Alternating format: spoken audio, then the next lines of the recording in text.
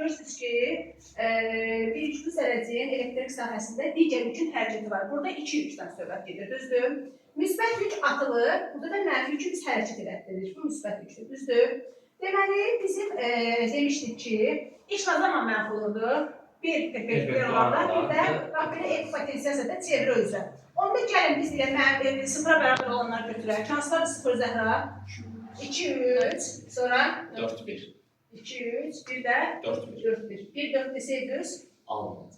Hə, indi baxaq. Bu müsbət yükdür, bu da mənfi yükdür. Bunun bir dənə qəşəng qaydasını mən sizə deyirəm, diqqətlə qulaq asırsınız. Loru dildə izah edirəm sizə.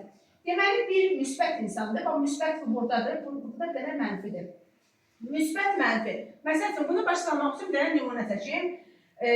Vüsal müsbət yükdür, bir dənə mənfi yük var. Bir ad deyək, mənfi. Mən. Vüsal müsbətdir, müsbət xarakterlərə malik bir insandır. Ələmdar isə mənfi xarakterli bir insandır. Ələmdar özü mənfidə olsa, İstəmir ki, Vüsalın gəlin müsbətlərini qəbul eləsin də, düzdür? İstəmir. Amma deyir ki, mən uzaqlaşıram, Vüsal müsbətdir, Vüsal oxuyandır, mən neyirəm, oxumaq istəmirəm. Yəni, bir iş görür ələmdar, xeyr, mənfi iş görür. Mənfi iş görürsə, onda deyir ki, A kiçikdir sıfırdır. Bizə potensial lazım. Artır. Deməli, nə edəcək? Artacaq. Bu birinci hissəsi. 2 hissədən 2 sıfırdır. İndi gəlir 3-4 hissəsinə. Ələmdar mənfi xarakterdə bir insandır. Vüsaldakı müsbət xarakterlərə malik bir insandır.